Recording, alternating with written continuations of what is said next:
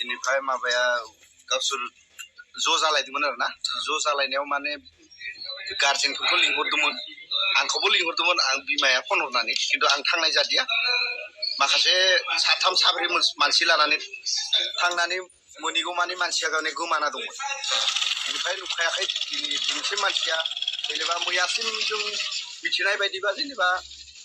मानसिखौ गोथैखौसो मोनदों होननानै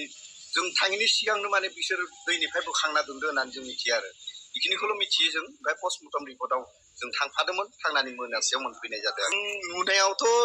मानसियासो बानायनाय बायदि नुदों आरो जों माने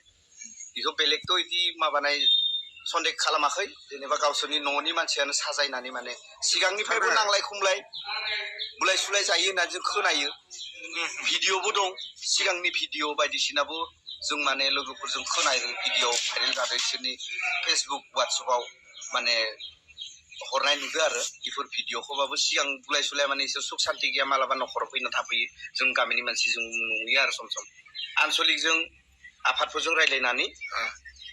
जों दा थांनो नागिरदों माबायाव थानायाव एफआइआर हैनो जुदि